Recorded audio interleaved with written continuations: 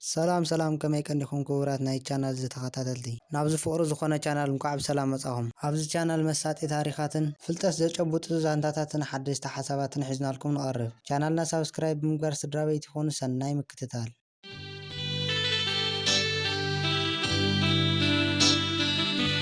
ኣብ ህይወተይ ሙሉእ ጽቡቕ ዝገበር ኩሉ ሰብ ጽቡቕ መሊስለይ ይፈልጥን እዩ። በንጻሩ እቲ ዋላ ሓንቲ ዘይገበር ኩሉ እዩ ጽቡቕ ዝገብረለይ። ኣብ በይነይ ድያ ኩሉ ሰብ ክሳብ ሕጂ ዘይተመለሰሉ ሕቶ እዩ። መብዛሕትኡ ጽቡቕ ዝገብረሉ ሰብ ወይ ይጠልመኒ ወይ ይንዕቐኒ ወይ ከዓ ብላዕሊ ይኾነለይ። እዚ ኩሉ እናጋጠመኒ ግን ጽቡቕ ምግባር ኣወንታዊ ምሕሳብ ኣቋሪፀ ኣይፈልጥን እየ። ምኽንያቱ ነቶም ዋላ ሓንቲ ከይገበርኩሎም ጽቡቕ ዝገብሩለይ ሰባት ስለ ዝርእን ረሳዐ ስለ ዝኾንኩን ኣብ ህይወተይ ነቶም ጽቡቕ ገይረሎም ጽቡቕ ዘይመልሱለይ ዋጋ ሂበዮም ኣይፈልጥን እየ። ነቲ ተግባራቶም እውን ይርስዖ እየ። ኣብ ሳልስቲ ተበዲለ ከም ዘይተበደልኩ እየ ዝኸውን ነይረ። ሕጂ ኣጋጢሙኒ ዘሎ ግን እንተስ እቲ ነገር ከቢዱ እንተስ በታናተይ ዝብላ በዓልቲ ቃል ኪዳነይ ወናኒት ልበይ ዝነበረት ሰብ ስለ ዝኾነ በደሉ ከቢድኒ ኣይከኣልኩን። ልበይ እውን ካብ ሕርቃንን ጓህን ክትዝሕል ኣይከኣለትን። ነተቒምታን ቅርሕንትን ክርስዖ ከቢድኒ። ኣነ ሓዊኹም ስመይ ክዕቀበለይ እየ ዝመርጽ። ዝነብረሉ ቦታ እውን ኣገዳሲ ስለ ዘይኮነ እንተተዓቀበለይ ተመራፂ ክኸውን እዩ። ኣነ ክሳብ ዝቐረባ ግዜ በዓል ሓዳርን ሕጉስ ሰብኣይን እየ ነይረ። ምስ ሰበይተይ ቅድሚ 3 ዓመት ኢና ተላሊና። ካብ ንምርዖ ከዓ 2 ዓመትና ሓሊፍና ኣለና። ኣነን ሰበይተይን ሌላና ብሃንደበት ወይ ባጋጣሚ ኣይነበረን ወይ እውን ባዕልና ተዳላሊና ኣይኮናን ተላሊና። ሌላና ብመንገዲ ኣኳ ንሰበይተይ እዩ ነይሩ። ኣኳ ኣዝዩ ዓብዪ ሰብ እዩ። ኣብ ግዜ ፀገመይ ኣብ ጎነይ ደው ዝበለ ብሩኽ ሰብ እዩ። ብሩኽ ግን ገኣ ዘይሓለፈሉ ሰብ። ሓደ ጥዑይ ሰብ ከይሓለፈሉ ከርተት ክብል ክትሪኦ ከለኻ ኣዝኻ ኢኻ ተሓዝን። ሌላና ማለት እውን ምስ ፀጋይ ኣብ ሱዳን ኣብ ዝነበርኩሉ እዋን እዩ ነይሩ። ብዓዳ ኣይንራኸብ ብሕውነት እውን ኣይንራኸብን ኢና። ግን ከዓ ፀገመይ ከርተት ኣቢላ እያ ናብኡ ወሲዳትኒ። ተራኺብና ገዛ ኣይነበረንን። ኣብ ልዕሊኡ እውን ጥዕና ኣይነበረንን። ሓዋሊ ዝበሃል እውን ኣይነበረንን። ብድኽነትን ብሕማምን ተረሚሰ ዘይምስል መሲለ ነይረ። ንሰሪሑ እዚኣቱ ሕሙም ከዓ መን የዕቑቦ መን ከይፈትዎ ብዝኸድክዎ ገዛየ ዝስጎግ ነይረ። ሕማመይ ተሰኪመ ገዛ ክዛወር ዘሕለፍክዎ ነገራት ቀሊል ኣይነበረን። እቲ ሕማመይ ኣይቀቲሉኒ ክዕርፍ ኣይዓራተት ሒዙኒ ደው ኢለ ክኸይድ እናገበረኒ እዩ ዘሳቀየኒ ነይሩ። ክሰርሕ ኣይክእልን። ዝኾነ ከቢድ ነገር እውን ኣየልዕልን። ለይቲ ከዓ ብርቱዕ ቃንዛ ይገብረለይ ነይሩ። ሰባት ክሰርሕ ዘይደሊ ህኩይ ወይ እውን ሱቕ ኢሉ ሕማም ዘይፃወር ስንን ዝብል ሰነፍ ገይሮም እዮም ዝወስድኒ ነይሮም። ስለዚኦም ከዓ ዝፀልኡኒ ነይሮም። ሓሚመ ሓግዙኒ እንተይለዮም ክላስ እቕበል ንስኻ ዳ ኣይነበረካ ይጠፋእካ እንታይ ሕማም ኣለካ ሰብ ተሕምም ሓሚመ እናበልካ ዳ ክትብለፀልና ደሊኻ እዮም ዝብሉኒ ነይሮም። ኣብ ከምዚ ጥንኩር ግዜ ከለኹ እየ ድማ ምስ ፀጋይ ኣኮ ሰበይተይ ዝተላለኹ። ፀጋይ ንባዕሉ ሓጋዚ ዝበሃል ኣይነበረን። ደቁን ሰበይቱን ኣብ ኤርትራ እዮም ዝነብሩ ነይሮም። ንሱ ንውልቁ እዩ እናሰርሐ ዝነብር ነይሩ። ካብ ስራሕ ይዕሪፎ ኣይፈልጥን። መውዓሉ ደገ እዩ። ክድቅስ ጥራይ እዩ ናብታ ገዛ ዝመፅእ ነይሩ። ንሱ ንባዕሉ ብክንደይ ገድልን ፃዕርን እናነበረ እንከሎ ንዓይ ክሕግዘኒ ተበጊሱ ናብታ ፀባብ ገዝኡ ወሲድኒ። ካብተን ዝሰርሐን ከዓ ቅያር ክዳነይ ገዚኡለይ ሞራለይ ሓፊሉ ንሕማመይ ከዓ ክምክቶ ጀሚረ። ንሱ ብዘምፅኦ ሓሳብ ድማ ናብ ኣብ ደገ ዝነብሩ ቤተሰብ እናደወልና መሐከሚ ገንዘብ ከም ዝሰዱልና ገበርና። ብሳልኡ ከዓ ተሓከምኩ። ኣብ ዓለም እቲ ዝጠዓመ ነገር እንተልዩ ጥዕና እዩ።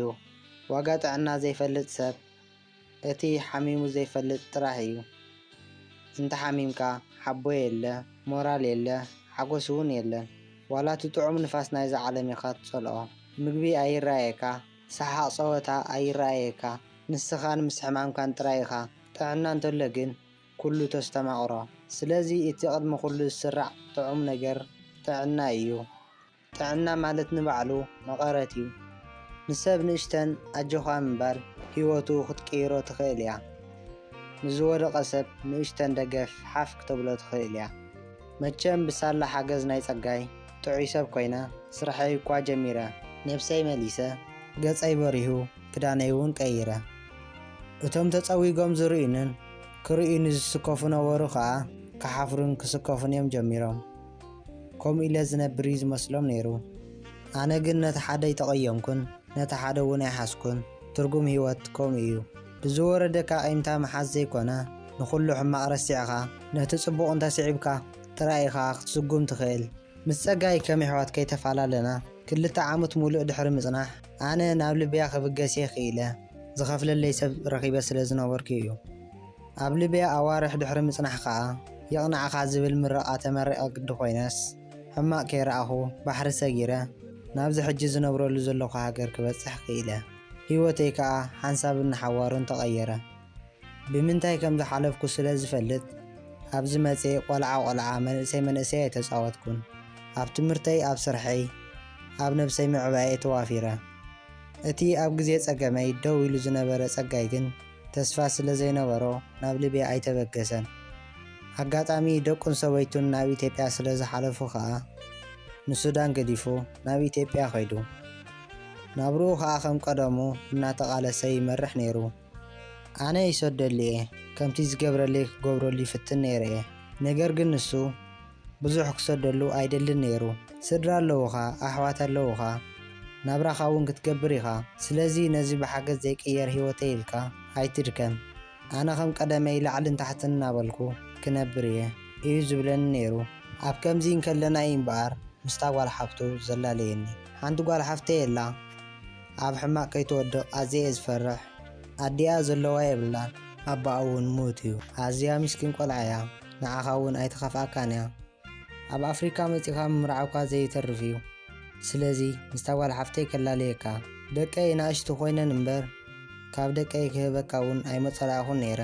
ግን ከዓ ኣብ ክንደን ዝኣኸለት ጓል ሓፍተይ ነለትካ ነዛ ሓፍተይ ኣብ ሽግር ከይተእትዋ ኣዝየ ዝፈርሕ ናብ ሊብያ ክኸይድ እየ እናበለት እያ ረቢሻትና ዘላ ስለዚ ፈቓደኛ እንተኾንካ ከላለየካ ርግጸኛ እየ ከዓ ክትሕጐስን ክትፈትዋን ኢኻ ብምባል ፈቓደይ ሓተተኒ ኣነ ኣብቲ እዋንቲ ናተይ ዝብል ኣፍቃሪት ኣይነበረትንን ግን ከዓ ምስ ሓንቲ ጽቡቕ ንዕልል ነርና ክዕዘባን ክመዝናን ስለ ዝደለኹ እየ ግዜ ወሲደ እምበር ምቅርራብና ርሑቕ ከይዲ ነይሩ ጸጋይ ከምዚ ምስ በለኒ ግን እታ ኣብዚ ዝትነብር ዝዕልላ ዝነበርኩ ጓል ገዲፈ ንጸጋይ ሕራይ ክብሎ ወሰንኩ ስለ ዘይፈተኽዋ ወይ እውን ስለ ዘይትምስጠኒ ኣይኮነትን እዚኣ ዝወስዳን ዝደልያን ኣይትስእንን እያ ኣነ ርሒቐያ እውን ዋላ ሓንቲ ኣይትኸውንን እያ ኣብ ሽግር ኣይትወድቕን እያ ኢለ ስለ ዝሓሰብኩ እየ ድሓር ከዓ ዝወዳእኽዎ ነገር ኣይነበረንን ንዕልል ጥራይና ነርና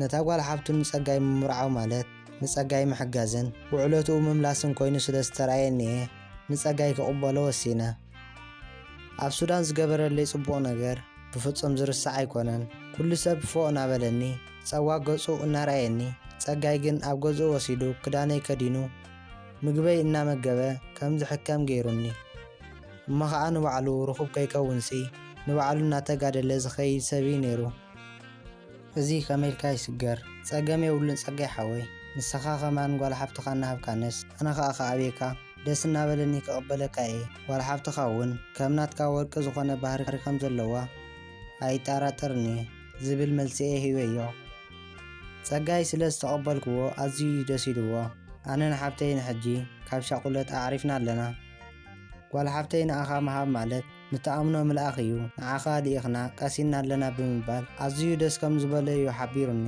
ብድሕሪ እዚ እውን ምስታ ጓል ሓፍተይ ዝበለኒ ሰብ ከራኽበኒ ቁፅር ቴሌፎና ሃበኒ ባዕለይ ከዓ ኩሉ ወዳእኽዎ ንሱ ንዓኺ ዝደሊ ሰብ ክድውለልክ እዩ ተላለዩ ኣዝዩ ጥዑም ሰብ እዩ ብምባል ጥራይ ነጊርዋ ነይሩ ኣብ ዕላላ ልዕለይኪ ኢላን ተዛራቢትን እያ ዕላላ ኣዝዩ ደስ ዝብለካ ትሕትናኣ ዝማርኸካ ጽቡቕ ቁመናን መልክዕን ዘለዋ ንእሽተን ጓልያ ነይራ ዘይ ቃል ዓለም ተላኢኸ ልኡኽተይ ምፍጻም ጥራይ ዘይኮነስ ኣዝየ እውን የፈትያ መልክዓ ኩሉ ነገራታ ምስኣ መራኸቢና ምኽንያት ሓንትን ንጽርትን ስለ ዝኾነት ድማ ንቑሩብ ግዜ ምስ ዕለልክዋ ኣዝየ ከም ዝፈተኽዋን ንሓዳር ንመርዓ ክውዳእላ ከም ዝደሊ ነገርክዋ ንሳ እውን ከም ዝፈተወትንን ንሕተይ እውን ደስ እናበላ ከም ተቕበሎ ሓበረትኒ ብድሕሪ እዚ በቃ ነመኽሮ ኣካል ኣይነበረናን ነዘራርቦ እውን ኣይነበረናን ኩሉ ነገር ባዕልና እናተዘራረብና ኢና ንገብሮ ነርና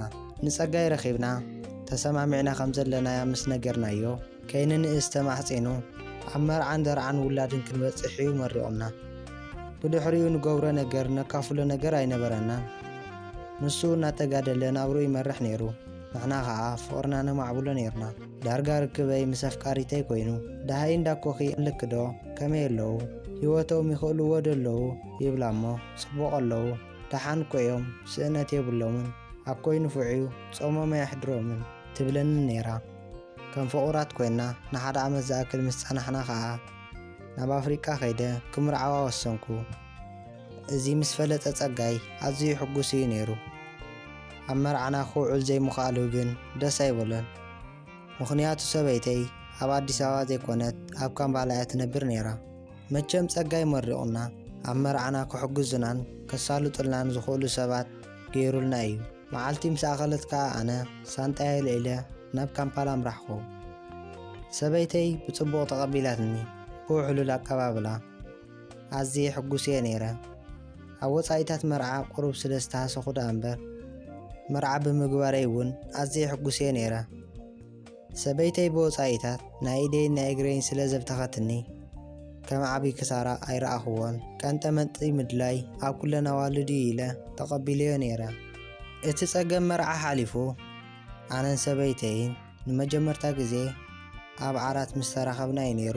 ሰበይተይ ፍጹም ናብ ነብሳ ምቕራብ ከልያትኒ ትብህር ትስንብድ ትበኪ ትንክፍ ከብላ ከለኹ ኦይ ትብል ካብ ዓራት ነጢራ ተሃድም ክጸቕጣ ስለ ዘይደለኹ እምበር ሓይሊ ስኢነላ ኣይኮንኩን። ግን ከዓ ኩሉ ብፍቕሪ ክገብሮ ስለ ዝደለኹ እዩ ነይሩ። ናብ ነብሳ ከየቕረበትኒ ሳልስተ ሕሊፍና እንታይ እቲ ዘፍራሓኪ ዘሎ እንታይ ስለ ዝኾንኪ ኢኺ እንታይ ስለ ዘጋጠመኪ እዩ ዘጋጠመኪ ሽግር ኣሎ ድዩ ይብላ እሞ እንድዒ ክቋጻጸሮ ብዘይክእል ፍርሒ እዩ ከምዚ ክኸውን ሓሲበዮ ኣይፈለጥን እየ እንታይ ከም ዝኾንኩ ኣይፈልጥን እየ ዝብል መልሲኣ ትህበኒ።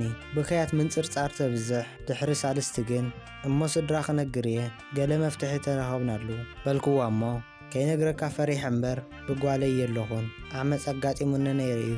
ንሱ እዩ ከዓ ዘሰንብደኒ ዘሎ በጃኻ ስድራይ ብዛዕባ እዚ ጉዳይ ክሰምዖ ኣይደልን እየ ንስኻ ጥራይ ኢኻ ትርዳእኒ ብምባል ኣብ ብርከይ ተደፊኣ ለሚናትኒ። ክርዳኣ ወሰንኩ ኣሚነያ በቃ ደሓን ጸገም የብሉን ፍቕረይ ኣጆኺ እዚ ንግደፎ እሞ ተረጋግኢ ብዛዕባ መጻኢና ግን ክንሓስበሉ ኣለና በልክዋ ሓራይላትኒ። ብኸመይ መዓዝ ከም ዘጋጠማ ሓቲተያ ግን ኣብዚ የጋጢሙኒ ከመይ ከም ዝነበረ ክዝክሮ ይደልን እየ። ግደፎ ጥራይ ኢለያ ትበኪ ነይራ። ክትነብዕ ክትበኪ ኣብ ቀረባ እያ ለካ ንብዓት ሓርገጽ ኣብ ቀረባ እዩ። ሰበይተይ ሓርገጽ ምዃና ኣይፈልጥን ነይረ። ኣዝየ ስለ ዝደንገጽኩላን ስለ ዝሓለኹላን ክርዳእ እውን ስለ ዝደለኹ ምሕታት ገዲፈዮ በቃ ደሓን ኩሉ ንግደፎ እቲ ኣገዳሲ ነገር ከመይ ጌርና ብዛዕባ ዝሽግር ኮይኑና ዘሎ ነገር መፍትሒ ምምጻእ እዩ በልክዋ። ጥራይ ኣይትሕተተን እምበር ሎማዓንቲ ቀሲልና ክንፍትን ኢና። ኣነ ምስ እምባር ዝገድፎ ንስኻ ፍሉይ ምስ ትኸውን ኢኻ እንተንጸርጺርካለይ እንተሓሪቕካ እቲ ዝዓመፀኒ ወዲ ኢኻ ትመስለኒ ዘለኻ በለትኒ።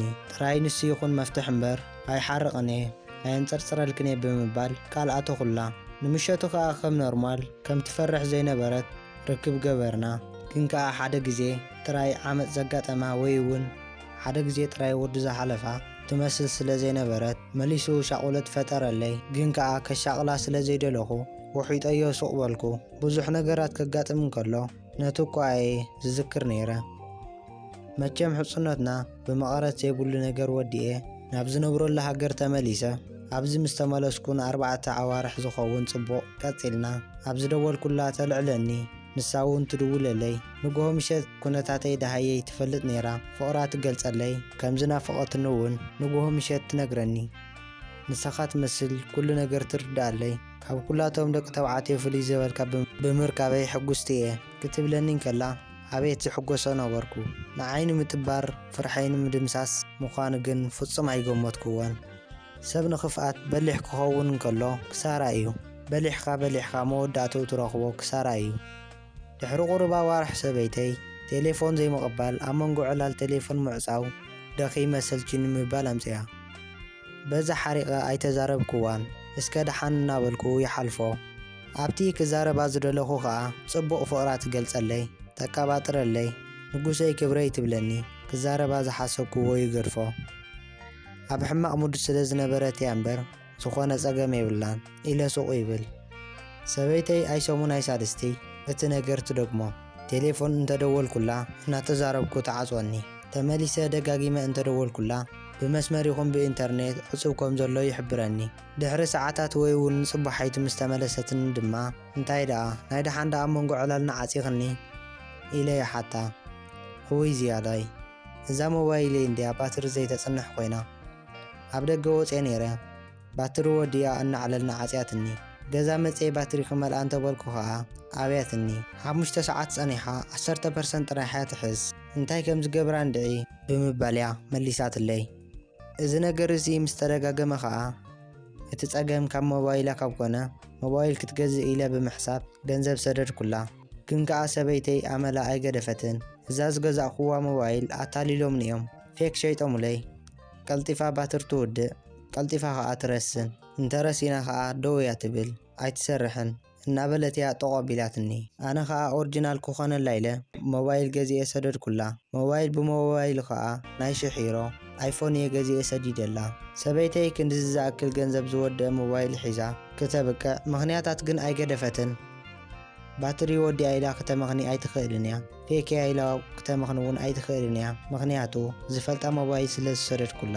ንሳ ግን ሓደ ነገር እያ ተጣቢባ ኣንታ ፍቕረይ ክብርቲ ሞባይል ሰዲድካ ኣቕቲልካኒ ነርካ ሰሪቖምን እኮ በታ ናይ ቀደም ገይረ እየ ዝድውለልካ ዘለኹ በለትን እሞ ኣዝየ ሓረቕኩ። ዋጋ 1000 ዩሮስ ኣጥፊእኽዮ በልክዋ እሞ ቁሩብ ኣይትስከፍ እንዲኻ ቴሌፎን ልዕል ነብሰይ ዓብያትካስ ከምዚ ትብለኒ ለኻ ብምባል ብላዕሊ ኾነትለይ ሓቃያ ብምባል የቕሬታ ሓተትክዋ። ብድሕሪ እዚ ንሞባይል መግዝእ ዝኸውን ኣይሰደድኩላን። በታ ናይ ቀደማ ትጥቀም ነይራ ከም ቀደማ ግን ባትሪ ወዲያ ኢላ ሳልስቲ ትጠፍእ ተባላሽያትኒ ኣብ እንዳዓራየ ወሲደያ ኢላ ሳልስቲ ትጠፍእ ኣብ መንጎ ዕላልና ተዓፅወኒ እሞ ባትሪ ወዲያ ዓፅያትኒ ትብለኒ ሓንሳብ እውን ኢንተርኔት ተቋሪፅኒ ትብለኒ። እቲ ምኽንያት ተደጋጋሚ ኾነ። ሓደ ግዜ ከዓ ምስ ወዲ ሓወበይን ከለና ደወልኩላ እሞ ቴሌፎና ትሰርሕ ኣይነበረትን። ኣዝየ ተሻቒለ ዝረአየኒ ወዲ ሓወበይ ድማ እንታይ ከም ዝኾንኩ ሓተተኒ እሞ ኣንታ ወዲ ሓወበይ ኣንታ እዛ ሰበይተይ እንድያ ንግሆ ኣብ መንጎ ዕላልና ቴሌፎን ተቆሪፅና ክሳብ ሕጂ እውን ሞባይላ ትሰርሕ የላን እታ ሞባይል እያ ባትሪ ወዲኣ ትኸውን ሕጂ ጥራይ ኣይኮነትን ከምኡ ትገብር ዘላ ብምባል ኩሉ ነገራት ኣዕለልክዎ። እቲ ኩሉ ንሳ ትገብረኒ ነበረት ማለት እዩ። እስኪ ቁፅሪ ቴሌፎና ሃበኒ ኣነ ክፍትነላ እየ በለኒ እሞ ሓንታይ ትሰርሓልካንያ ረብሪበ ብምባል ቁፅሪ ቴሌፎና ሃብክዎ። ሓንቲ ደቂቕ እኳ ኣይፀንሐን ዘረባና ከይወዳእና ደወለላ እሞ ንእለት ተቐቢላ ሄሎ በለቶ። ወዲ ሓወበይ ግን ዝኾነ ነገር ከይበላ ብምዕፃው ባትሪ እንተትውድእ ደኣ ከመይላ ብኖርማል ትሰርሓለይ ኣላ እስከ ንስኻ ፈትነላ በለኒ። ኣነ እውን ብቐጥታ ፈተንኩላ። ነገር ግን ብናተይ ደው ኢለላ ኣይሰርሐትለይ። ወዲ ሓወበይ ደጊሙ ፈተነላ ደጊማ ብቕልጡፍ ተቐበለታ። ሄሎ መንክብል ዝብል መልሲ ሃበቶ። ንሱ እውን ዓፀዋ እሞ ቴሌፎን ሰበይትኻ ጽቡቕ ገይራ እያ ትሰርሕ ዘላ ናትካ ዘይትሰርሕ ዘላ ብሎክ ስለ ዝገበረትካ ክኸውን ይኽእል እዩ። ብኢንተርኔት እውን ኢንተርኔት ስለ ዘጥፍኣቶ እዩ ዘይሰርሕ ዘሎ ወይ እውን ብሎክ ትገብረካ ኣላ ኣብቲ ዝደለየቶ ከቢታ እያ ትድውለልካ ዘላ። ገረ ይትኹን ወዲ ሓወበይ ሕማቕ ሓሳብ ኣብ ርእስኻ ከእትወልካ ደለየ ኮንኩን ካብ ዝዕለልካንስ ክትጥንቀቕ ዘለካ ኮይኑ ይስማዓኒ ብምባል እዩ። ሓሲበዮ ዘይፈልጥ ነገር ኣብ ርእሰይ ኣተወለይ ሰሚዐዮ ሱቕ በልኩ እሞ ኣብ መደቀሰይ ኣትየ ግን ክቐስን ስለ ዘይከኣልኩ ብኻልእ ሰበይተይ ዘይትፈልጣ ቁፅሪ ቴሌፎን ገይረ ደወልኩላ። ክሳብ ሃሪማ ትውድእ ግን ኣይተቐበለትንን። ሓንሳብ ጽኒሕ ኢለ ግን ንሓደ ኣብ ካምፓላ ዝነብር ሰብ እስከ በዛ ቁፅሪ ደውል እሞ እንተተቐቢላትካ ተጋጊየ የቕሬታ ኢልካ ዕፀዋ በልክዎ። ንሱ እውን ሓራ ኢሉ ቴሌፎን ዓፀወኒ። እዛ ዝሃብካኒ ቁፅሪ ትሰርሕ ኣላ ሓንቲ ጓል ምስ ተቐበለትኒ ከምታ ዝበልካኒ ኢላ ዓፀያ። ኣነ በዚ ናይ ዝሃገር ገይረ ደው ኢለላ ዘይተቐበለትኒ ምኽንያት ኣነ ከይከውን ስለ ዝጠርጠረትኒ እያ። ንወዲ ሓወበይ ነቲ ዝለኣኽክዎ ወድን ዝተቐበለት ግን ናይ ካልእ ሃገር ቁፅሊ ስለ ዝነበረ እዩ። ስለዚ ኣነ ምዃነይ ኣይጠርጠረትን። ወዲ ሓወበይ ብድሕረይ ናብዚ ኣትዩ ኣብዛ ኣትዩ እውን ነዊሕ ኣይገበረን ነይሩ። ናብዚ ከኣቱ ስለ ዝሓገዝክዎ እዩ ወረቐቱ ውሱድ ምስ ኣበለ ብቐጥታ ክሪአኒ መፅዩ። ግን ከዓ ዘይተሓሰበ ሓደ ዓብዪ ነገር የልዒሉ።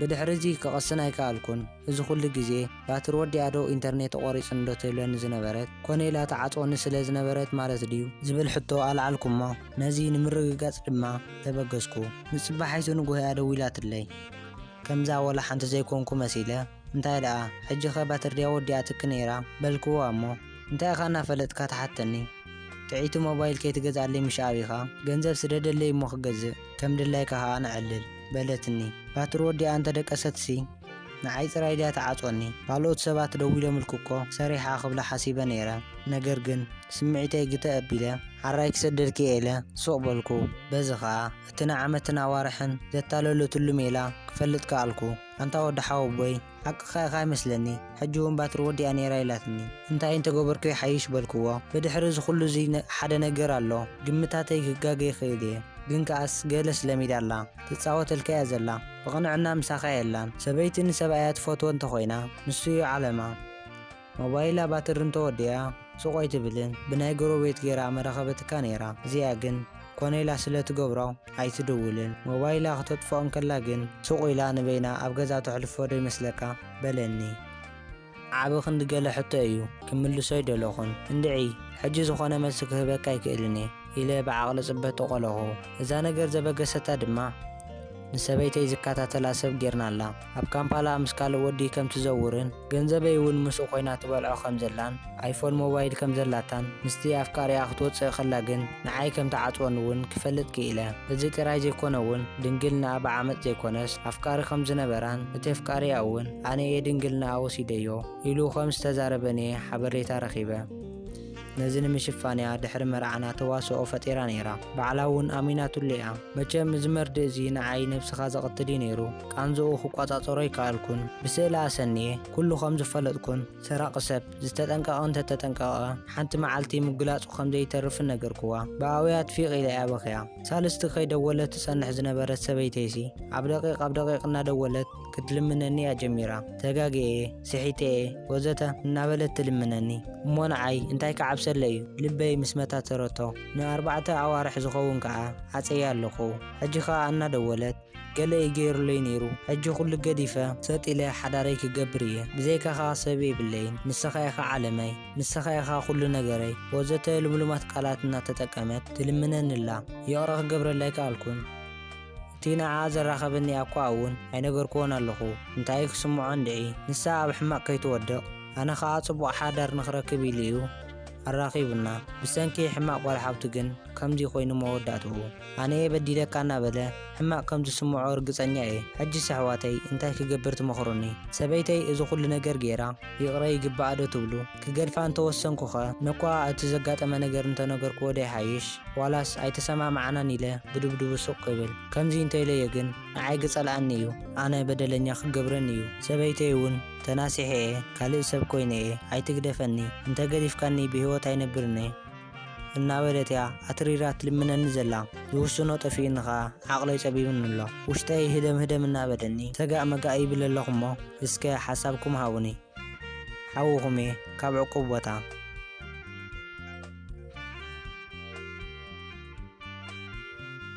نايلم معنت فيديونا نتخطكاتات الوطن حقون مسنيرو زي فيديو انت تموچكم لايكم شير سبسكرايب مغبارا يترسعو حسابكم دما كومنت صحافلنا كتصال بخالي فيديو حساب نراخب سسرنا هنا اخم سلام كنا